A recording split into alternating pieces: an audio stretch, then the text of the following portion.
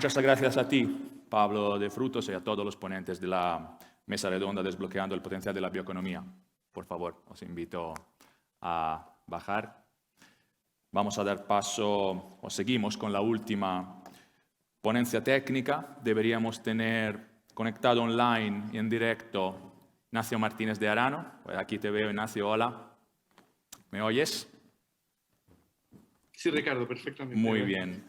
Ignacio Martínez de Arano es el director de la Oficina Regional del Mediterráneo del Instituto Forestal Europeo, del EFI, pero también Ignacio es el coordinador de la Bioregion Facility, la plataforma internacional de trabajo en bioeconomía forestal. Sé que tienes que parar a las 2:30, entonces perfecto para nosotros, Ignacio. Por favor, gracias. No, gracias a ti, Ricardo, y gracias a la Junta de Castilla y León y a CESEFOR, en primer lugar, por organizar este foro tan necesario y tan estimulante, y también por ese liderado que lleva en la innovación en bioeconomía forestal, por ejemplo, que es la que conozco más de cerca, ya sea a través de los productos no madereros, ya sea a través de la madera, de los bosques modelo, de la gestión forestal en general, ¿no? Que siempre es ver a CESEFOR trabajar, siempre es un gusto en ese sentido. Voy a compartir mi presentación, se me estaba olvidando. No veo exactamente dónde. ¿Es posible compartirla? Aquí está. Sí. Igual me podéis dar permiso para compartir la presentación.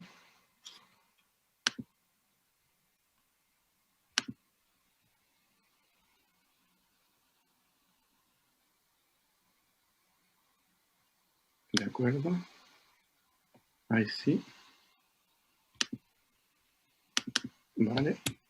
Vamos a la primera presentación. Pondré pantalla completa, a ver qué tal se ve.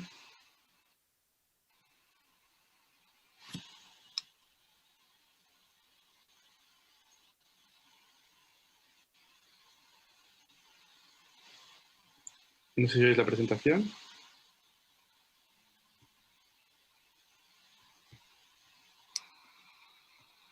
¿Se ve correctamente la presentación? Parece que no. No, todavía no. A ver si se puede resolver. Todavía no la estamos viendo correctamente, Ignacio. Un segundo.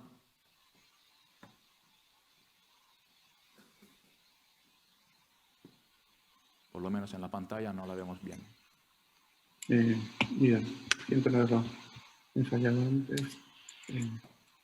Quizás sin pantalla completa sea mejor.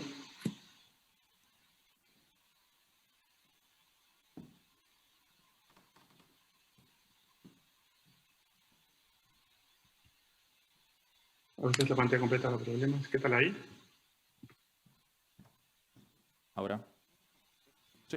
Parece que se puede perder una parte de la presentación, pero entiendo que está Ahora sí. mejor, ¿no? Pues De acuerdo.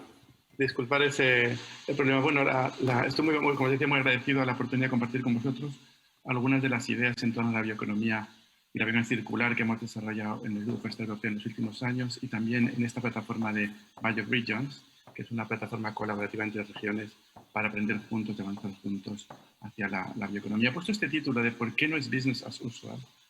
Que es una manera de decir por qué la bioeconomía no es solo un sector basado en bio, ¿no? Porque no es simplemente el sector bio, el sector agroforestal con otro nombre, con un rebranding o con algo más de innovación, sino que realmente es algo diferente. Y estoy muy contento porque muchas de las ideas que están aquí, de una y otra manera, han salido, por ejemplo, en la mesa precedente. El punto de partida es que en los últimos 100 años hemos tenido un crecimiento espectacular en el PIB mundial, en población, en urbanización, en expansión de lo que se llama la clase media, los patrones de consumo occidentales, en movilidad, en turismo, en inversiones. Y eso claramente ha generado un montón de impactos, ¿no? Tenemos un récord, o sea, de uso de la tierra, regulación de cursos de agua, producimos más nitrógeno artificialmente que a través de fotosíntesis, etc. En ese sentido, hemos llegado a una dimensión de la economía que es comparable a nuestro planeta. Y decía antes Carmen de Comisiones, ¿no? Estamos en los límites del planeta. Y es cierto, es una aceleración que continúa, ¿no? Según se expanden esos patrones de consumo occidentales hacia países emergentes. No tenemos ningún indicador de que realmente estemos frenando nuestro, ya sea necesidades de agua, uso de acero o o necesidad de carne, como os he puesto ese gráfico en el mundo de las proyecciones de consumo. Ahí tenéis un gráfico de la industria textil.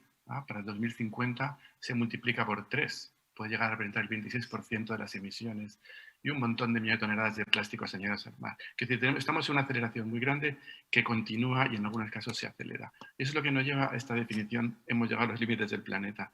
Y la ciencia ambiental nos dice que en algunas dimensiones los hemos sobrepasado claramente. Y curiosamente os he puesto ahí, una de esas dimensiones que estamos superando es la de los ciclos de nitrógeno y fósforo, que tienen mucho que ver con la bioeconomía, pero en general el cambio climático,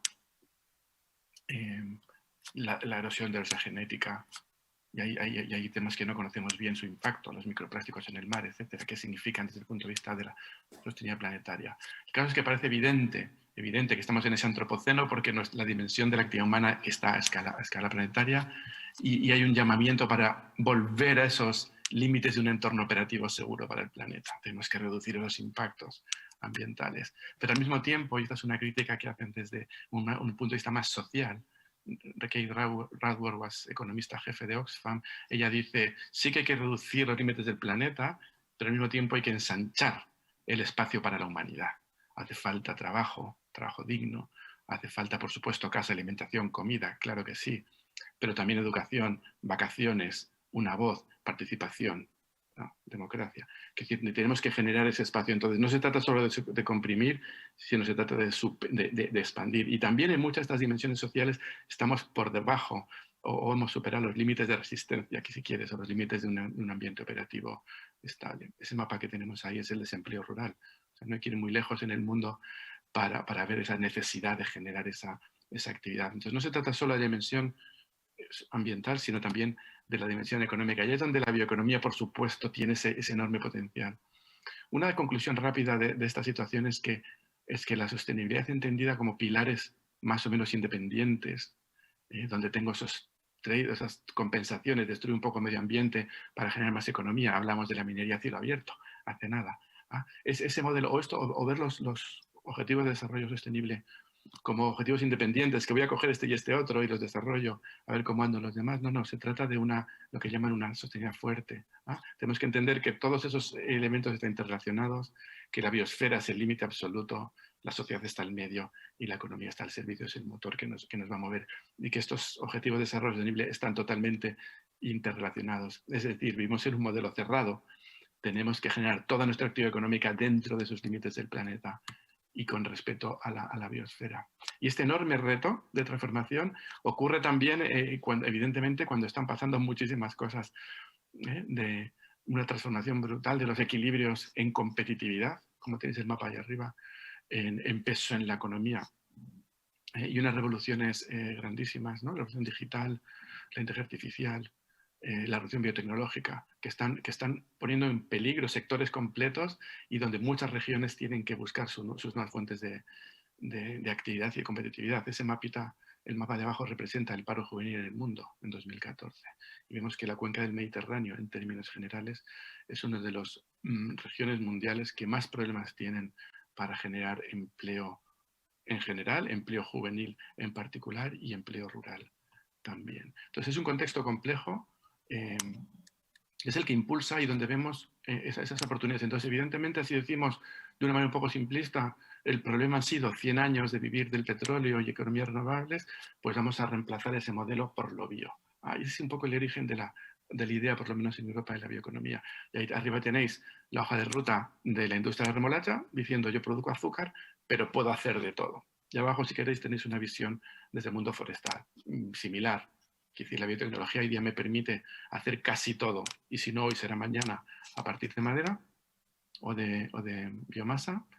Yo voy a reemplazar ese árbol de la petroquímica de los años 50 que realmente nos puso en esta dinámica de crecimiento explosivo, con todo lo bueno y con todo lo malo, como las desigualdades inmensas que se mencionaban antes. Bueno, pues vamos a reemplazar eso por lo bio. Y ahí tenéis un poco esa visión de la OCDE hace unos años, diciendo, tenemos que volver a vivir de la tierra. Vivimos durante un milenio de la tierra, hemos pasado un siglo viviendo del petróleo y el carbón, volvamos a la tierra.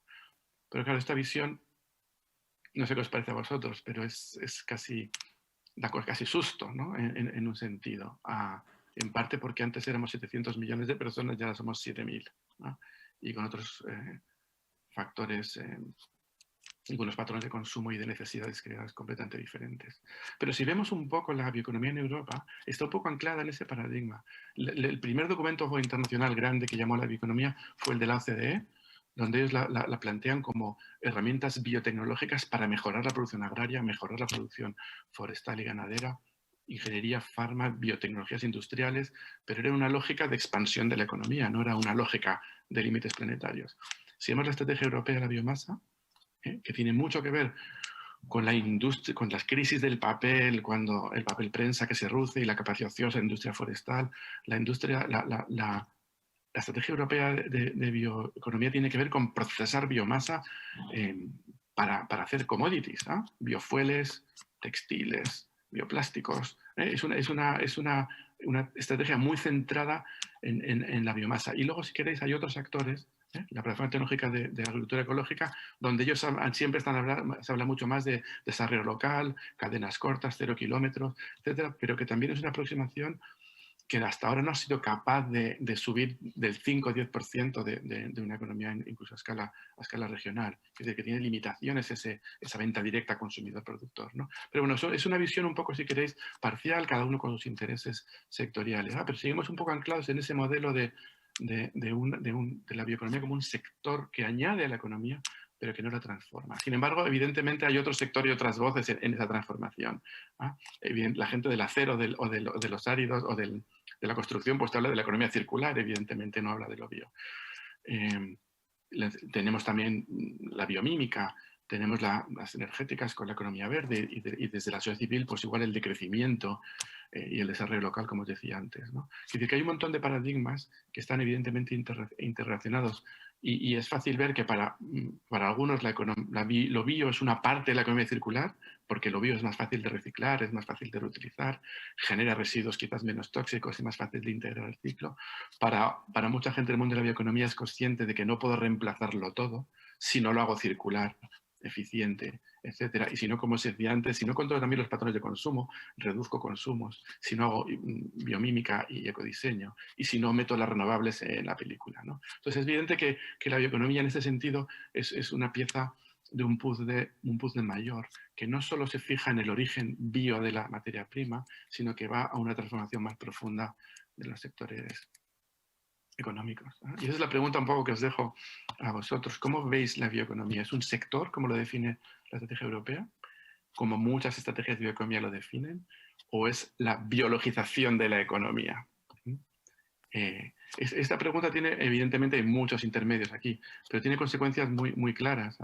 Por ejemplo, ¿qué tipo de clúster necesito? ¿Qué estructuración? El clúster bioeconomía alemán es un clúster donde si queréis, un metaclúster donde han juntado la automoción, lo forestal y la química verde para desarrollar nuevo, porque si estamos hablando de biologizar sectores, los tendremos que conectar, ¿no? Si queréis, ayer se presentó la estrategia catalana de bioeconomía. Es una estrategia que tiene muchos aspectos positivos, pero si veis de quién es dueña la estrategia, es agricultura, con el Centro Tecnológico y con el IRTA, y es una agricultura muy del sector primario, pero uno echa de menos en esta propiedad de la estrategia a industria. ¿Dónde está la construcción? ¿Dónde está la industria? ¿Dónde está ese diálogo? Si queréis, la estrategia española en su momento también fue una estrategia muy desde el sector primario, muy desconectada, si queréis, de los sectores industriales. La italiana, por ejemplo, si la leéis o si la habéis leído, es una estrategia que viene del mundo de la química verde y tiene el error inverso, se olvida de la producción local. Entonces, la forestal italiana es de la más grande de Europa, pero no con recursos italianos, sino con recursos importados. Luego, es una reflexión de decir en qué estamos, en un sector agrícola forestal 4.0 o estamos en biologizar nuestra economía y cambiar el paradigma. Y es un poco lo que EFI intenta en esta visión de la bioeconomía, donde, como se decía, entre la sociedad está el medio, se basa en los recursos naturales, pero hablando de los servicios ecosistémicos, los recursos culturales, educacionales, el desarrollo local basado en esos ecosistémicos, los servicios regulatorios, la infraestructura verde para la gestión del agua, pero también, por supuesto, la biomasa, pero la biomasa en un concepto por un lado, de eficiencia, uso en cascada, jerarquía de usos, máximo valor y de economía circularidad. y transformando también la manera en que vivimos. Y ahí os dejamos, si quieres, esa referencia y cómo podemos avanzar hacia un modelo más integral, donde, por supuesto, las energías renovables tienen un papel importantísimo. Así que, aterrizando un poco estas cosas, si queremos biologizar sectores, el primero es el agrícola. Hay que decarbonizar la agricultura y hay que seguramente transformar también no solo la producción, sino el consumo. Ahí tenéis unas imágenes de la proteína de insecto, muy eficiente. O tenéis, por ejemplo, del periódico de hoy, de Andalucía, tendremos que reducir la carne. Bueno, esas ideas están ahí y evidentemente es algo para abordar. Pero igual quizás me voy a centrar un poquito más en la construcción en madera. Evidentemente la construcción en madera con los nuevos desarrollos tecnológicos de CLT, laminados, ingeniería de la madera, tiene enormes oportunidades. Y es verdad que con madera podemos hacer edificios energéticamente más eficientes a un menor costo, si lo exigimos. Pero no se trata solo de construir en madera, se trata de sacar los automóviles de nuestras calles, llenar la ciudad de verde. Y si queréis que nuestras ciudades funcionen más como un ecosistema donde fijan energía, donde absorben, reciclen agua, donde produzcan quizás comida en los tejados y donde tengamos espacios para vivir, ¿no? Esta ciudad desagregada que tenemos, donde trabajas en un sitio, vives en otro y consumes en el mall, igual se tiene que acabar, o igual es la COVID nos ha enseñado, tenemos que aprovechar esta oportunidad. Toda esta enorme ola de regeneración urbana y de edificios, por un lado, para construir espacios, ciudades más verdes, con más bosque dentro, ciudades que funcionan como bosques. Y también al mismo tiempo espacios enriquecidos. Hay una línea de investigación muy emergente donde es los aspectos psicológicos y de bienestar humano de los ambientes naturales en la construcción, ¿no? Y cómo se aprende más, se concentra uno mejor y rinde más en espacios como el de esa imagen. Luego no es solo la madera, que tiene un potencial enorme, sino también es cómo la utilizamos y en qué contexto. Al final nos extender mucho en la industria textil. Es decir, los textiles de celulosa, las nuevas viscosas, tienen un potencial inmenso para suministrar la demanda de textiles, ¿no? Pero si lo hacemos en un modelo lineal, donde cada ropa se pone 3-4 veces de media, una media que va bajando, donde la celulosa hecha en Finlandia va al sudeste asiático, se produce viscosa súper contaminante, se usan tintas tóxicas, no se recicla y usamos el trabajo esclavo, pues hemos hecho muy poco, ¿no? Y quizás esa no es la bioeconomía. Evidentemente puede haber un modelo de negocio, pero si hablamos de esa transformación sistémica, necesitamos incluir otros elementos. Nuestra ropa de celulosa tiene que ser reciclable, tiene que tener no tóxicos, tiene que producirse con equidad, etc., ¿no? Luego, esa es un poco esa idea de la bioeconomía, no es solo un sector al uso. Pero bueno, oportunidades de biologizar sectores hay muchísimas, ¿no? El supermercado sin plástico, la manufactura parece más difícil por muchas razones, pero ahí os pongo esa imagen del coche biológico que desarrolló la Ford en los años 40, un coche de cáñamo alimentado por biofueles. Quiere decir que esas ideas están, esa posibilidad están, quizás hoy serán fibras de carbono de lignina, serán nanocelulosas, serán microlaminados como el de la bicicleta, etc., ¿no? Pero tenemos que hacer ese esfuerzo de ir transformando y biologizando sectores, pero para eso tenemos que tener las estructuras adecuadas, ¿no? Bueno, eso es un poco, si queréis, ese contraste entre la bioeconomía como un sector o la bioeconomía como la transformación de los diferentes sectores, y si pensamos en eso, las consecuencias que tiene para el trabajo que hacemos. Pero bueno, quizás aterrizando un poco a la Tierra, ¿no? Os decía antes, con la biomasa podemos hacer todo, pero no es tan importante lo que podemos hacer como lo que se va a hacer, ¿no? Y ahí os pongo ese mapa de las biorefinerías en Europa. Los puntos negros son las lignocelulósicas, ¿no? Hay muy pocas. Es decir, hacer bioplásticos de celulosa es costoso, hay que romperla. Hacerlo de azúcares es sencillo. Y además, cuando invertimos en una planta pueden aparecer nuevas tecnologías, inversiones, riesgos, etcétera, ¿no? Y por supuesto cada región tendrá que adaptarse a sus disponibilidades de biomasa, superficie, etcétera.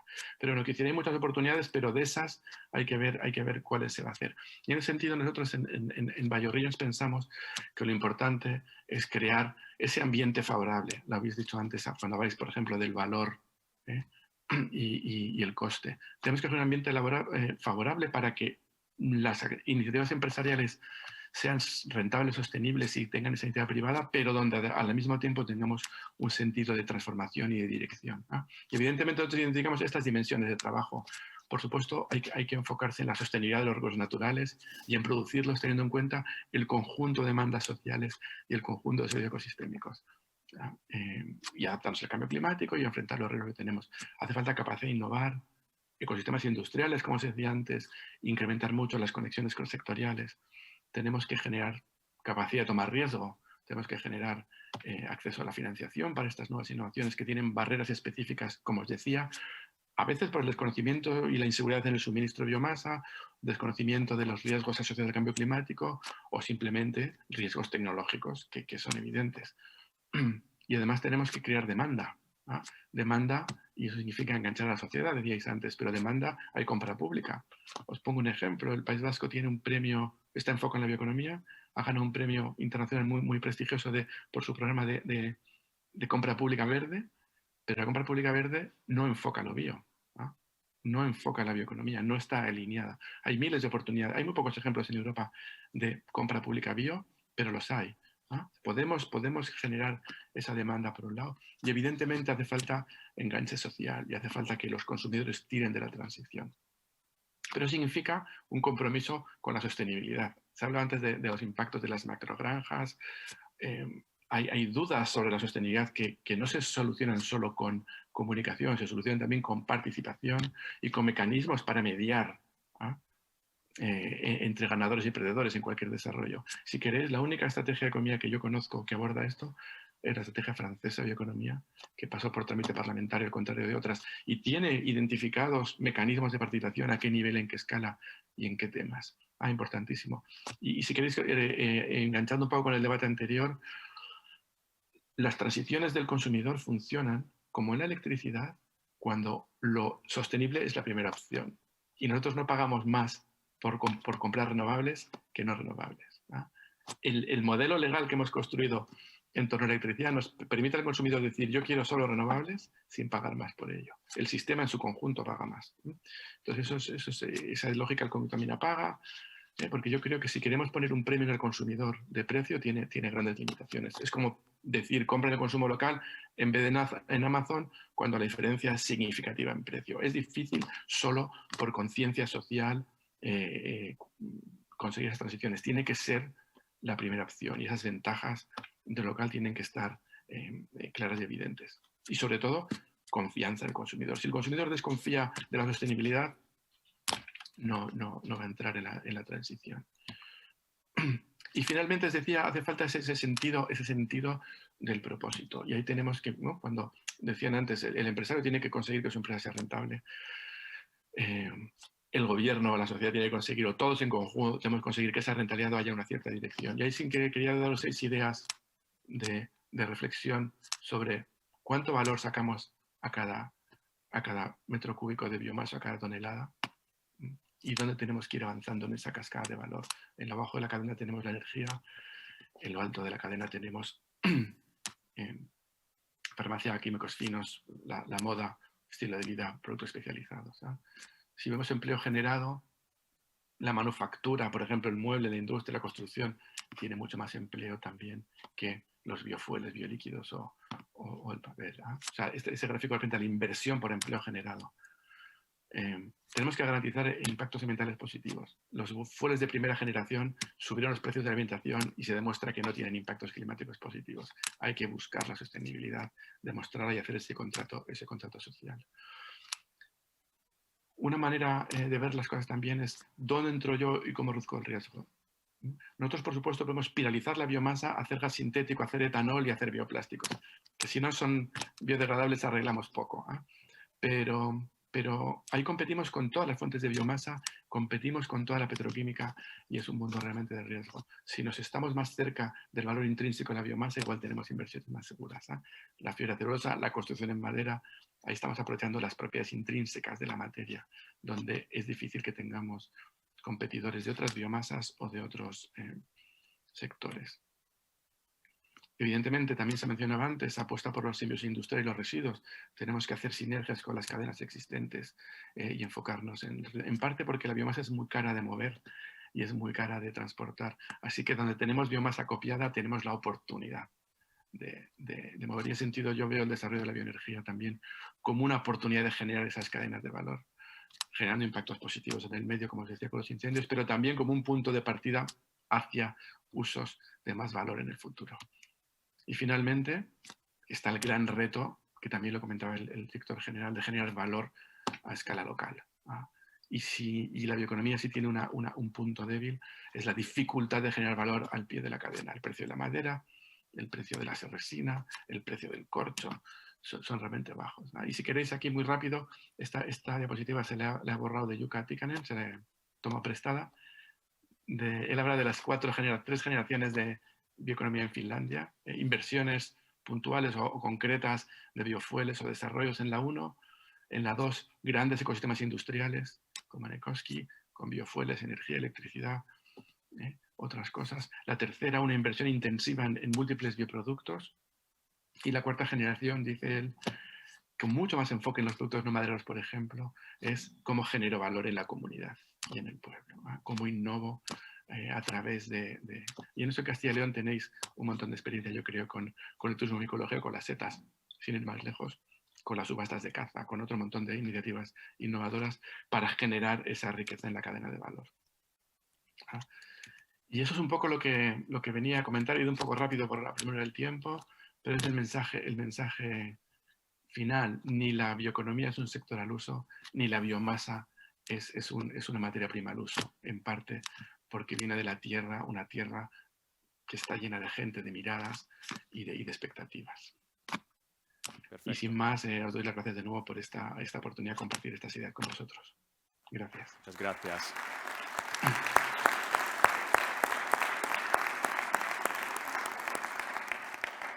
Muchísimas gracias a Ignacio Martínez de Arano, director de EFIMED. Ahora, en 10 minutos, mi compañera Melanie Amato, que trabaja en la Fundación CSFOR, precisamente en nuestra nuevísima área de bioeconomía, va a compartir con todos vosotros unas ideas, por lo menos de conclusiones del foro. 10 minutos para ti, Melanie. Gracias. Muchas gracias a todos y todas que estamos hoy acá. La verdad es que después de 2 días de intensa actividad, finalmente, estamos llegando al momento de las conclusiones y realmente es muy complejo resumir en apenas 9 puntos tantas ideas y tantas posturas que se han planteado. Tuvimos la suerte de contar con un foro sumamente plural en el cual se escucharon voces de todos los sectores. Confluye la academia, el gobierno, la administración de los 3 niveles. Estuvimos también representantes técnicos, centros tecnológicos, todos los que formamos parte de este gran sector que es la bioeconomía, que asumimos este compromiso de verlo como un sector amplio, como el gran potencial de desarrollo para la comunidad de Castilla y León.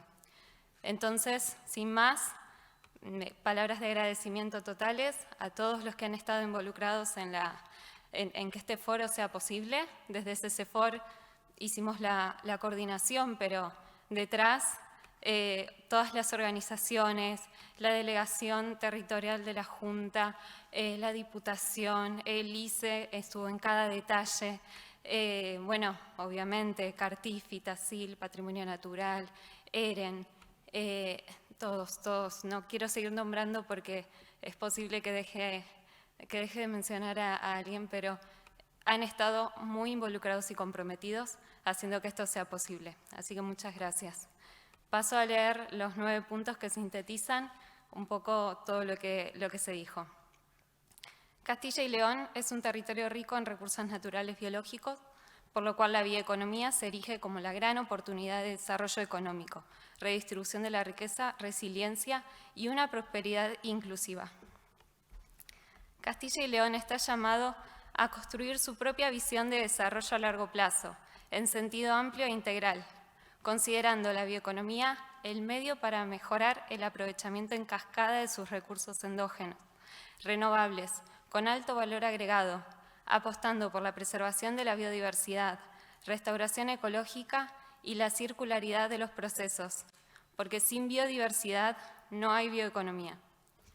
El éxito de la implantación de este modelo depende de su forma de construcción, por lo que es perentorio un fuerte anclaje territorial, donde confluya el ámbito rural y urbano, forestal y agrícola, y a partir de la base de las capacidades existentes, el conocimiento de los actores relevantes y de las comunidades, aplicándolos en todo el proceso.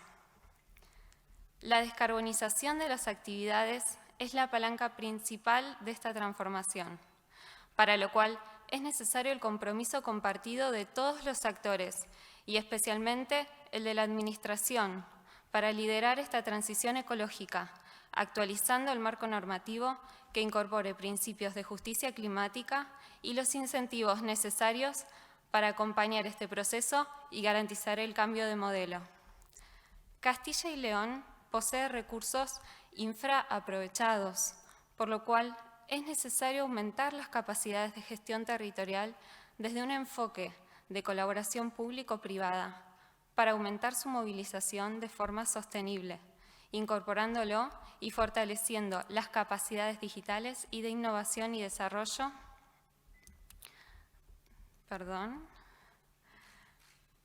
para agregar valor, atraer talento y en tanto el valor agregado como ese talento que sean capaces de asentarse, de quedarse en el territorio. La industria existente y la que debe crearse puede desplegar su potencial de la mano de la bioeconomía circular, a través del desarrollo de productos sostenibles, reemplazando el concepto de residuo por el de recurso. Para esto es necesario la construcción de sinergias que favorezcan el aprovechamiento de sus productos de una empresa como materia prima de otra, la famosa simbiosis, sumando la adaptación del marco normativo para el aprovechamiento de biorresiduos, tanto para el desarrollo de biofertilizantes como para sustituir materias primas críticas, no renovables, por bioproductos, y la necesaria formación y transferencia de conocimiento, especialmente al sector primario, tanto para el desarrollo como para la utilización de estos productos de origen biológico. El desarrollo de la bioeconomía requiere una fuerte apuesta del sector privado para superar barreras tecnológicas, legales y de mercado, y muy en particular para incorporar personas con diferentes niveles de formación, contribuyendo a la adaptación de la misma para las necesidades del sector, considerando especialmente a la formación profesional. La investigación e innovación en procesos, productos y modelos de negocio son esenciales en el desarrollo de la bioeconomía, por lo que se requiere un marco estable y estratégico que potencie un tejido innovador en el que formen parte las empresas, centros tecnológicos y universidades como elementos clave. Y por último, pero más importante, las personas son el centro, por lo cual debemos exigir y ser capaces de asumir el compromiso comunitario para la construcción de políticas equitativas que garanticen la igualdad de género, la cohesión territorial, la formación y dignificación de las condiciones de trabajo, especialmente para las mujeres y los jóvenes, garantizando una mejora de la calidad de vida integral. Bueno, los invitamos a que esto está abierto.